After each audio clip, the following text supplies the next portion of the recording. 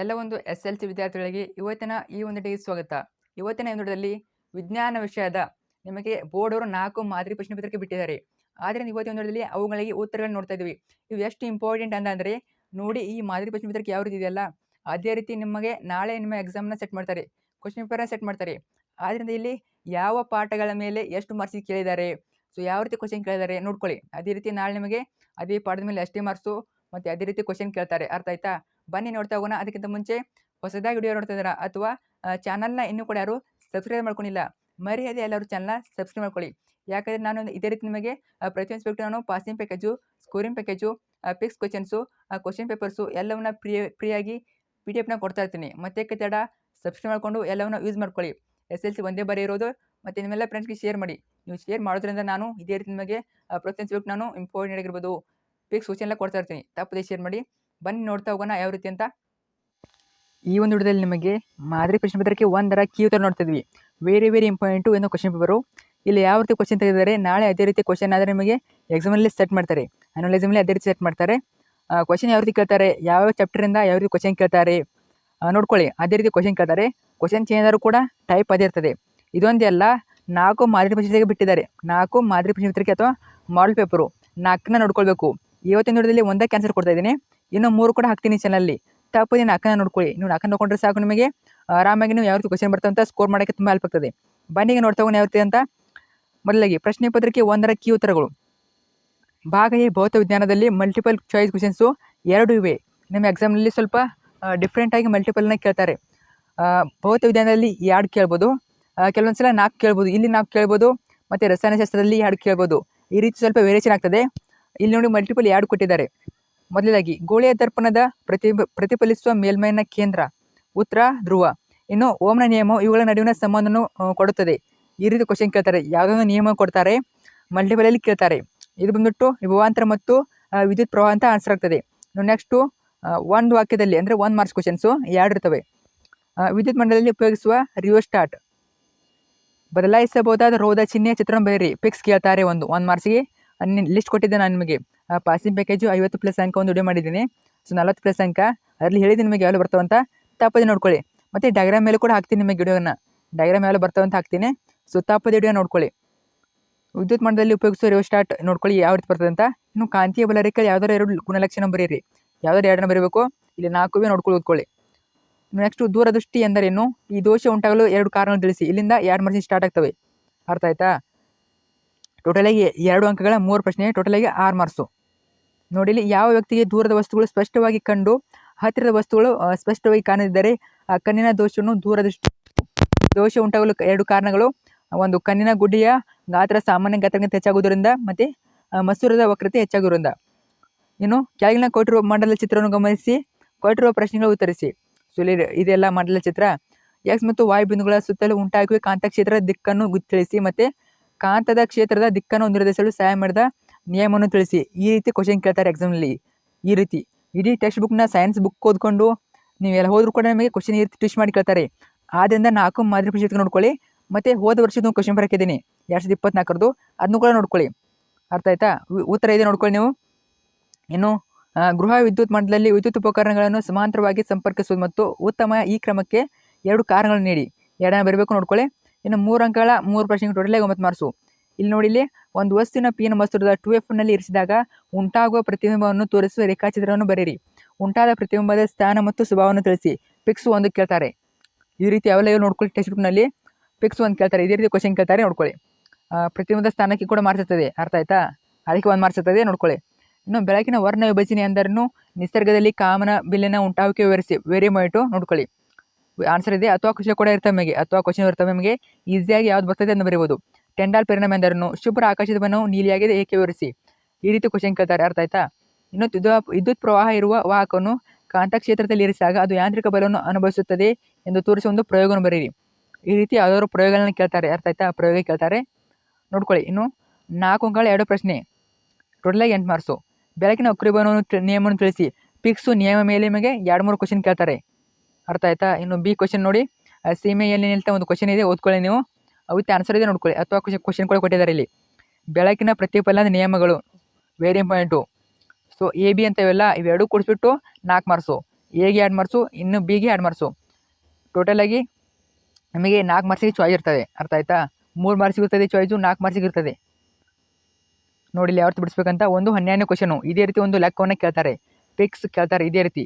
ಇಲ್ಲಿ 225 ವೋಲ್ಟ್ ಕೊಟ್ಟಿದ್ದಾರೆ, ಅಲ್ಲಿ ಬೇರೆ ಕೊಡ್ತಾರೆ. ಇಲ್ಲಿ 10 ಆಂಪಿಯರ್ ಕೊಟ್ಟಿದ್ದಾರೆ, ಇಲ್ಲಿ 15 ಕೊಡ್ಬೋದು. ಇಷ್ಟೇ ಚೇಂಜ್ ಮಾಡ್ತಾರೆ. ಇನ್ನು 8 ಗಂಟೆ ಕೊಟ್ಟಿದ್ದಾರಲ್ಲಿ 9 ಗಂಟೆ ಕೊಡ್ಬೋದು, 10 ಗಂಟೆ ಕೊಡ್ಬೋದು. ಇಷ್ಟೇ ಚೇಂಜ್ ಮಾಡ್ತಾರೆ. ಅಷ್ಟೊಂದು ತುಂಬ ಏನು ಟಫ್ ಇರೋದಿಲ್ಲ. ಇದೇ ರೀತಿ ಕ್ವಶನ್ ಕೇಳ್ತಾರೆ. ಇನ್ನು ಭಾಗ ಬಿ ರಸಾಯನ ವಿಜ್ಞಾನ, ಇಲ್ಲೇ ನಮಗೆ 3 ಮಲ್ಟಿಪಲ್ ಕೇಳಿದ್ದಾರೆ. ಎಕ್ಸಾಮ್ನಲ್ಲಿ 4 ಕೊಡ್ಬೋದು ಅಥವಾ 2 ಕೊಡ್ಬೋದು, ಈ ರೀತಿ ಕೊಡ್ತಾರೆ. ಬಟ್ ಆಲ್ಮೋಸ್ಟ್ ನಿಮಗೆ 3 ಕೊಡ್ತಾರೆ. ಅರ್ಥ ಆಯ್ತಾ? ನೀರಿನ ವಿದ್ಯುತ್ ವಿಭಜನೆಯ ಕ್ರಿಯೆಯಲ್ಲಿ ಹೈಡ್ರೋಜನ್ ಮತ್ತು ಆಕ್ಸಿಜನ್ ಅನಿಲಗಳು ಉಂಟಾಗುವ ಕ್ರಿಯೆ ಯಾವುದು? ಅಂತರಿಕ್ಷಣಕ ಕ್ರಿಯೆ. ಇನ್ನು ಆಲ್ಕಿನ್ನ 5ನೇ ಸದಸ್ಯನ ಅಣುವಿನಲ್ಲಿರುವ ಕಾರ್ಬನ್ ಮತ್ತು ಹೈಡ್ರೋಜನ್ ಪರಮಾಣು ಸಂಖ್ಯೆ ಎಷ್ಟು? 5 ಮತ್ತು 10 ಗೊತ್ತಿದೆ ನಿಮಗೆ. ಇನ್ನು ಕಾರ್ಬನ್ ಇತರೆ ಕಾರ್ಬನ್ ಪರಮಾಣುಗಳೊಂದಿಗೆ ಬಂಧವನ್ನು ಏರ್ಪಡಿಸಿಕೊಂಡು ಬೃಹತ್ ಅಣುಗಳನ್ನು ಉಂಟು ಮಾಡುವ ಕಾರ್ಬನಿನ ಗುಣ ಏನಾಗ್ತದೆ? ಕೆಟನೀಕರಣ ಅಂತ ಕರೀತಾರೆ. ಕೆಟನೀಕರಣ. ಈ ರೀತಿ ಕ್ವಶನ್ ಕೇಳ್ತಾರೆ. ನಿಮಗೆ ಮಲ್ಟಿಪಲ್ಗಳು ಕೊಟ್ಟಿದ್ದೀನಿ ಚಾನಲ್ಲಿ, ಯಾವೆಲ್ಲ ಮಲ್ಟಿಪಲ್ ಬರ್ತಾವೆ ಅಂತ ಹೇಳಿದ್ದೀನಿ. ತಪ್ಪದೆ 40+ ಅಂತ ಒಂದು ವಿಡಿಯೋ ಇದೆ, ಸೈನ್ಸು ವಿಜ್ಞಾನ 40+ ಅಂತ ವಿಡಿಯೋ ಇದೆ. ತಪ್ಪದೇನು ನೋಡ್ಕೊಳ್ಳಿ, ಅಲ್ಲಿ ಮಲ್ಟಿಪಲ್ ಹೇಳಿದ್ದೀನಿ ನಿಮಗೆ. ಇನ್ನು ಕಮಾಟಿವಿಕೆ ವೆರಿ ಇಂಪಾರ್ಟೆಂಟು. ಇನ್ನು ನೋಡ್ಕೊಳ್ಳಿ ಯಾವೆಲ್ಲ ಕೇಳ್ತಾರಂತ. ಇನ್ನು 2 ಅಂಕಗಳ 3 ಪ್ರಶ್ನೆ, ಟೋಟಲಾಗಿ 6 ಮಾರ್ಕ್ಸು. ರಚನಾ ಸಮಯಗಳು ಎಂದರೇನು? ಬ್ಯೂಟೇನಿನ ರಚನಾ ಸಮಯಗಳು ಬರೀರಿ. ಬ್ಯೂಟೇನ್ ಕೇಳಿದರೆ ಅಲ್ಲಿ ಬೇರೆ ಕೇಳ್ತಾರೆ, ಬ್ಯೂಟೇನ್ ಬದಲಾಗಿ ಬೇರೆ ಕೇಳ್ತಾರೆ. ಅಷ್ಟೇ, ತುಂಬ ವ್ಯತ್ಯಾಸ ಇರೋದಿಲ್ಲ. ಅಥವಾ ಕ್ವಶನ್ ಕೂಡ ಇರ್ತದೆ ನಿಮಗೆ, ಕ್ರಿಯಾ ಗುಂಪು ಎಂದರೇನು? ಪ್ರೊಪೆನಾಲ್ ಮತ್ತು ಪ್ರೊಪೆನಾಲ್ನಲ್ಲಿ ಕ್ರಿಯಾ ಗುಂಪು ಯಾವ್ದಾರು ಒಂದು ಕೇಳ್ತಾರೆ. ಇನ್ನು ಆಮೇಲೆ ಮತ್ತು ಪ್ರತ್ಯಾಮ್ಲ ಸ್ವಭಾವವನ್ನು ಪತ್ತೆಹಚ್ಚಲು ಆಮೇಲೆ ಮತ್ತು ಪ್ರತ್ಯಾಮ್ಲ ಒಂದು ಕ್ವಶನ್ ಫಿಕ್ಸ್ ಕೇಳ್ತಾರೆ. ಇನ್ನು ಪರ್ಯಾಪ್ತ ಹೈಡ್ರೋಕಾರ್ಬನ್ ಮತ್ತು ಅಪರ್ಯಾಪ್ತ ಹೈಡ್ರೋಕಾರ್ಬನ್ ನಡುವೆ ಯಾವ್ದಾದ್ರು 2 ವ್ಯತ್ಯಾಸ ಫಿಕ್ಸ್, ನಿಮಗೆ 2 ರಿಂದ 3 ವ್ಯತ್ಯಾಸ ಕೇಳ್ತಾರೆ. ಅರ್ಥ ಆಯ್ತಾ? ನೋಡ್ಕೊಳ್ಳಿ ವ್ಯತ್ಯಾಸ ಅವೆಲ್ಲ ಅಂತ. ತಪ್ಪದೆ ನೋಡ್ಕೊಳ್ಳಿ, ಚಾನಲ್ಲಿ ಹಾಕಿದ್ದೀನಿ ಯಾವೆಲ್ಲ ವ್ಯತ್ಯಾಸ ಬರ್ತಾವಂತ ನೋಡ್ಕೊಳ್ಳಿ. ಅರ್ಥ ಆಯ್ತಾ? ಪ್ರತಿಯೊಂದು ವಿಡಿಯೋ ನೋಡ್ಕೊಳ್ಳಿ, ನಿಮಗೆ ಹೆಲ್ಪ್ ಆಗ್ತದೆ. ಇನ್ನು 3 ಅಂಕಗಳ 3 ಪ್ರಶ್ನೆ, ಟೋಟಲಾಗಿ 9 ಮಾರ್ಕ್ಸು. ಇಲ್ಲಿ ನೋಡಿ ಡಯಾಗ್ರಾಮ್ ನಿಮಗೆ ಒಂದು 14 ರಿಂದ 15 ಮಾರ್ಕ್ಸು ಡಯಾಗ್ರಾಮ್ ಕೇಳ್ತಾರೆ. ಅರ್ಥ ಆಯ್ತಾ? 14 ರಿಂದ 15 ಮಾರ್ಕ್ಸು ಚಿತ್ರಗಳನ್ನೇ ಕೇಳ್ತಾರೆ ನಿಮಗೆ. ಇಲ್ಲಿ ನೋಡಿ ಲೋಹದ ಮೇಲೆ ಹಬೆ ವರ್ತನೆ ತೋರಿಸುವ ಉಪಕರಣಗಳ ಜೋಡಣೆಯ ಚಿತ್ರವನ್ನು ಬರೆಯಿರಿ. ಈ ಕೆಳಗಿನ ಭಾಗಗಳನ್ನು ಗುರುತಿಸಿ. ಲೋಹದ ಚೂರು ಗುರುತಿಸಬೇಕು ಮತ್ತು ಹೈಡ್ರೋಜನ್ ಅನಿಲ ಗುರುತಿಸಬೇಕು. ನೋಡ್ಕೊಳ್ಳಿ, ಈ ರೀತಿ ಚಿತ್ರ ಇರ್ತದೆ. ನಿಮಗೆ ಚಿತ್ರ ಯಾವೆಲ್ಲ ಬರ್ತಾವ ಅಂತ ಹೇಳ್ತೀನಿ, ಡೋಂಟ್ ವರಿ. ಇನ್ನು ಕೆಳಗಿನ ರಾಸಾಯನಿಕ ಕ್ರಿಯೆಗಳಿಗೆ ಸರಿದೂಗಿಸಿ ರಾಸಾಯನಿಕ ಸಮೀಕರಣ ಬರೆಯಿರಿ. ಫಿಕ್ಸ್ ಕೇಳ್ತಾರೆ. ಈ ರೀತಿ 3 ಕೊಡ್ತಾರೆ. 3ಕ್ಕೂ ಸರಿದೂಗಿಸಿ ಬರಿಬೇಕು ನೀವು. ಮೊದಲಾಗಿ ನೈಸರ್ಗಿಕ ಅನಿಲದ ದಹನ ಕ್ರಿಯೆ, ಪೊಟ್ಯಾಸಿಯಂ ಲೋಹ ನೀರಿನಲ್ಲಿ ವರ್ತಿಸುವುದು ಮತ್ತು ತಾಮ್ರದ ಸಲ್ಫೇಟ್ ದ್ರಾವಣದೊಂದಿಗೆ ಕಬ್ಬಿಣ ವರ್ತಿಸುವುದು. 3 ಕೂಡ ಆನ್ಸರ್ ಇದೆ. ಇಷ್ಟು ಬರೆದ ಸಾಕು, ನಿಮಗೆ ಫುಲ್ ಮಾರ್ಕ್ಸ್ ಕೊಡ್ತಾರೆ. ಅರ್ಥ ಆಯ್ತಾ? ಅವ್ರು ಕೊಟ್ಟಿರ್ತಾರೆ ನಮಗೆ, ಅದನ್ನೇ ಬಂದುಬಿಟ್ಟು ನೀವು ಆನ್ಸರ್ ಬರಬೇಕು. ಇನ್ನು ಹೊಸ ಕ್ವಶನ್ ಇರ್ತದೆ ನಿಮಗೆ, ನೋಡ್ಕೊಳ್ಳಿ ಯಾವೆಲ್ಲ ಕೇಳ್ತಾರೆ ಅಂತ. ನೆಕ್ಸ್ಟು ನೋಡ್ಕೊಳ್ಳಿ 24ನೇ ಕ್ವಶನು ಇದೇ ರೀತಿ ನಿಮಗೆ ಕ್ವಶನ್ ಕೇಳ್ತಾರೆ. ಇನ್ನು 4 ಅಂಕಗಳ ಒಂದು ಪ್ರಶ್ನೆ ಇದೆ ನೋಡಿ. ಸತುವಿನ ಸಲ್ಫೇಟ್ ಅದರಿಂದ ಸತುವಿನ ಉದಾಹರಣೆಯನ್ನು ವಿವರಿಸಿ ಮತ್ತೆ ಇಲೆಕ್ಟ್ರಾನಿಕ್ ವರ್ಗಾವಣೆಯಿಂದ ಸೋಡಿಯಂ ಕ್ಲೋರೈಡ್ ಅಣುವಿನ ಉಂಟಾವಿಕೆಯನ್ನು ತೋರಿಸಿ. ನೋಡ್ಕೊಳ್ಳಿ ಯಾವ ರೀತಿ ಬಡಿಸ್ಬೇಕಂತ. ಸೊ 4 ಮಾರ್ಕ್ಸಿಗೆ ಕೇಳಿದ್ದಾರೆ, ವೆರಿ ಇಂಪಾರ್ಟೆಂಟು. ಇದೇ ರೀತಿ ಕೇಳ್ತಾರೆ, ಅಲ್ಲಿ ಬೇರೆ ಕೇಳ್ತಾರೆ. ನಿಮಗೆ ಸತುವಿನ ಸಲ್ಫೇಟ್ ಕೇಳಿದಾರೆ ಅಲ್ವಾ, ಅಲ್ಲಿ ಬೇರೆ ಕೇಳ್ತಾರೆ. ಇಷ್ಟೇ ನೋಡಿ, ತುಂಬ ವ್ಯತ್ಯಾಸ ಇರೋದಿಲ್ಲ. ಯಾವ ರೀತಿ ಬಿಡಿಸ್ಬೇಕು ನೋಡ್ಕೊಳ್ಳಿ, ವೆರಿ ಇಂಪಾರ್ಟೆಂಟು. ಇಲ್ಲಿ ಕ್ವಶನ್ ಕೂಡ ರಿಪೀಟ್ ಆಗ್ತವೆ. ಅರ್ಥ ಆಯ್ತಾ? ಇನ್ನು ಭಾಗ ಸಿ ಜೀವವಿಜ್ಞಾನ, ಸ್ವಲ್ಪ ಜೀವವಿಜ್ಞಾನ ನಿಮಗೆ ಈಸಿ ಇರ್ತದೆ. ಅರ್ಥ ಆಯ್ತಾ? ಆದ್ದರಿಂದ ರಸಾಯನ ವಿಜ್ಞಾನ ಮತ್ತು ಮೊದಲೆರಡು ಪಾಠಗಳಿಂದ ಭಾಗ ಸಿ ವೆರಿ ಈಸಿ ಇರ್ತದೆ. ಆದ್ದರಿಂದ ಟೈಮ್ ಇಟ್ಕೊಂಡು ಚೆನ್ನಾಗಿ ಇದನ್ನ ಬರೀರಿ. ಅರ್ಥ ಆಯ್ತಾ? 26ನೇ ಕ್ವಶನು, ಪ್ಲಾಸ್ಮೋಡಿಯಂನಲ್ಲಿ ಸಂತಾನೋತ್ಪತ್ತಿಯ ಕ್ರಿಯೆಯ ವಿಧ ಯಾವುದು? ಬಹುವಿದಳನ. ಮತ್ತು ಫೈರುವೇಟ್ X+ ಶಕ್ತಿ, ಇಲ್ಲಿ X ಪ್ರತಿನಿಧಿಸುವುದು ಏನು? ಲ್ಯಾಕ್ಟಿಕ್ ಆಮ್ಲ. ಈ ರೀತಿ ಕ್ವಶನ್ ಕೇಳ್ತಾರೆ. ಇನ್ನು 28ನೇ ಕ್ವಶನ್ ನೋಡ್ಕೊಳ್ಳಿ, ಅದನ್ನು ಓದ್ಕೊಳ್ಳಿ ನೀವು. ಇನ್ನು 1 ಮಾರ್ಕ್ಸಿನ 3 ಕ್ವಶನು. ಇಲ್ಲಿ ತೆರೆದ ಪತ್ರವನ್ನು ರಚಿಸಿ. ತೆರೆದ ಮತ್ತು ಮುಚ್ಚಿದ ಎರಡರಲ್ಲಿ ಒಂದು ಫಿಕ್ಸ್ ಕೇಳ್ತಾರೆ. ಇನ್ನು ಲೈಂಗಿಕ ಸಂತಾನೋತ್ಪತ್ತಿಯ ಹೆಚ್ಚು ಭಿನ್ನತೆಗಳು ಉಂಟಾಗುತ್ತವೆ ಏಕೆ? ನೋಡ್ಕೊಳ್ಳಿ, ಆನ್ಸರ್ ನೋಡ್ಕೊಳ್ಳಿ ನೀವು. ಇನ್ನು 2 ಅಂಕಗಳ 3 ಪ್ರಶ್ನೆ ಇರ್ತವೆ, ಟೋಟಲ್ 2 ಮಾರ್ಕ್ಸು. ಓಜನ್ ಮೇಲೆ ಫಿಕ್ಸ್ ಕೇಳ್ತಾರೆ ಒಂದು ಕ್ವಶನು. ಓಜನ್ ಪದರವು ಹೇಗೆ ಉಂಟಾಗಿದೆ? ಅದು ಅಗತ್ಯವಾಗಿದೆ ಏಕೆ? ಕಾರಣ ಕೊಡಿ. ವೆರಿ ಇಂಪಾರ್ಟೆಂಟ್ ಓಜನು. ಅಥವಾ ಕ್ವಶನ್ ಇದೆ ನಿಮಗೆ, ನೋಡ್ಕೊಳ್ಳಿ. ನೋಡಿ ಇಲ್ಲಿ ಫಿಕ್ಸ್ ಕೇಳ್ತಾರೆ. ಜಲ ಪರಿಸರ ವ್ಯವಸ್ಥೆ, ಆಹಾರ ಸರಪಳಿ ಮೇಲೆ ಒಂದು ಫಿಕ್ಸ್ ಕ್ವಶನ್ ಕೇಳ್ತಾರೆ. ನೋಡ್ಕೊಳ್ಳಿ. ಅರ್ಥ ಆಯ್ತಾ? ನಿಮ್ಮ ಬುಕ್ನಲ್ಲಿ ಒಂದು 2-3 ಆಹಾರ ಸರಪಳಿವೆ, ಅವ್ನು ನೋಡ್ಕೊಳ್ಳಿ ಸಾಕು. ಅಷ್ಟರಲ್ಲಿ ಒಂದು ಫಿಕ್ಸ್ ಬರ್ತದೆ. ಇನ್ನು ದುಂಡಾದ ಬೀಜ, ಇದ್ರ ಮೇಲೆ ಕೂಡ ನಮಗೆ RRO ಫಿಕ್ಸ್ ಕೇಳ್ತಾರೆ. ಇದೇ ರೀತಿ ಕ್ವಶನ್ ಕೇಳ್ತಾರೆ. ಅರ್ಥ ಆಯ್ತಾ? ನೋಡ್ಕೊಳ್ಳಿ. ನೀವು ನೆಕ್ಸ್ಟು 3 ಅಂಕಗಳ 3 ಪ್ರಶ್ನೆ, ಟೋಟಲಾಗಿ 9 ಮಾರ್ಕ್ಸು. ಇಲ್ಲಿ ಮಾನವ ಮಗುವಿನ ಲಿಂಗ ಹೇಗೆ ನಿರ್ಧಾರ ಆಗ್ತದೆ? ವೆರಿ ಇಂಪಾರ್ಟೆಂಟು, ಕೇಳ್ಬೋದು. ಅರ್ಥ ಆಯ್ತಾ? ಅಥವಾ ಕ್ವಶನ್ ಇರ್ತದೆ ಮುಂದಿನ ಪೀಳಿಗೆ ಪ್ರಯೋಜನ. ಇಲ್ಲಿ ನೋಡಿ ಮೆಂಡಲ್ ಪ್ರಯೋಗಗಳು ಹೇಗೆ ತೋರಿಸ್ತವೆ? ಮೆಂಡಲ್ ಮೇಲೆ ಒಂದು ಫಿಕ್ಸ್ ಕ್ವಶನ್ ಕೇಳ್ತಾರೆ. ಮೆಂಡಲ್ ಅವ್ರ ಮೇಲೆ ಫಿಕ್ಸು ಚೆನ್ನಾಗಿ ಕೇಳ್ತಾರೆ. ಅರ್ಥ ಆಯ್ತಾ? ಚೆನ್ನಾಗಿ ಓದ್ಕೊಳ್ಳಿ. ಇನ್ನು ನೆಕ್ಸ್ಟು, ನಮ್ಮ ದೇಹದಲ್ಲಿ ಇನ್ಸುಲಿನ್, ಈಸ್ಟ್ರೋಜನ್ ಮತ್ತು ಥೈರಾಕ್ಸಿನ್ ಹಾರ್ಮೋನ್ಗಳ ಪಾತ್ರವನ್ನು. ನಮ್ಮ ದೇಹದ ಮುಖಾಂತರ ಒಂದು ಹಾರ್ಮೋನ್ ಬಗ್ಗೆ ಕೇಳ್ತಾರೆ. ಬೇರೆ ಯಾವ್ದಾದ್ರು ಕೇಳ್ಬೋದು. ಇಲ್ಲಿ ಇನ್ಸುಲಿನ್ ಕೇಳಿದರೆ, ಅಲ್ಲಿ ಬೇರೆ ಕೇಳ್ಬೋದು. ಜಠರಿನ ಪಾತ್ರವನ್ನು ವಿವರಿಸಿ ಕೇಳ್ಬೋದು. ಈ ರೀತಿ ಕೇಳ್ತಾರೆ. ಅರ್ಥ ಆಯ್ತಾ? ಇನ್ನು ಪರಕೀಯ ಪರಾಗಸ್ಪರ್ಶ ಎಂದರೇನು? ಹೂವಿನಲ್ಲಿ ಮೇಲೆ ಒಂದು ಕ್ವಶನ್ ಕೇಳ್ತಾರೆ. ಹೂವಿನ ಮೇಲೆ ಒಂದು ಕ್ವಶನ್ ಕೇಳ್ತಾರೆ, ಅದು ಪರಾಗಸ್ಪರ್ಶ ಆಗಿರ್ಬೋದು, ಬೇರೆ ಟಾಪಿಕ್ ಮೇಲೆ ಕೇಳ್ಬೋದು. ಇನ್ನು 4 ಒಂದು ಪ್ರಶ್ನೆ, ಮಾನವ ಮೆದುಳಿನ ಚಿತ್ರಣ ವೆರಿ ಇಂಪಾರ್ಟೆಂಟು. ಮತ್ತು ಭಾಗಗಳು ಗುರುತಿಸಿ, ಮಸ್ತಿಷ್ಕ, ಅನುಮಸ್ತಿಷ್ಕ, ಹೃದಯ ಮತ್ತು ಮೆದುಳು ಎರಡರಲ್ಲಿ ಪೇಸ್ ಕೇಳ್ತಾರೆ, ಚೆನ್ನಾಗಿ ನೋಡ್ಕೊಳ್ಳಿ. ಇನ್ನು ಈ ಕೆಳಗಿನ ಪ್ರಶ್ನೆಗಳಿಗೆ ಉತ್ತರಿಸಿ. ಮಾನವ ಸ್ತನಕರುನಲ್ಲಿ ಜರುಗುವ ಜೀರ್ಣಕ್ರಿಯೆಯು ಪ್ರಕ್ರಿಯೆಯನ್ನು ವಿವರಿಸಿ. ಮಧ್ಯದಲ್ಲಿ ಇಮ್ಮಡಿ ರಕ್ತ ಪರಿಚಲನೆ ಪ್ರಾಮುಖ್ಯತೆಯನ್ನು ತಿಳಿಸಿ. ಜೈಲಮ್ ಅಂಗಾಂಶ ಮತ್ತು ಫ್ಲೋಯಂ ಅಂಗಾಂಶಗಳ ನಡುವಿನ ವ್ಯತ್ಯಾಸಗಳನ್ನು ನೋಡ್ಕೊಳ್ಳಿ. ಆನ್ಸರ್ ಇದೆ, ನೋಡ್ಕೊಳ್ಳಿ. ವ್ಯತ್ಯಾಸ ಕೂಡ ಬರೀಬೇಕು, ನೀವು ಯಾವ್ದಾರು ಎರಡನ್ನ ಬರೀಬೇಕು. ಅರ್ಥ ಆಯ್ತಾ?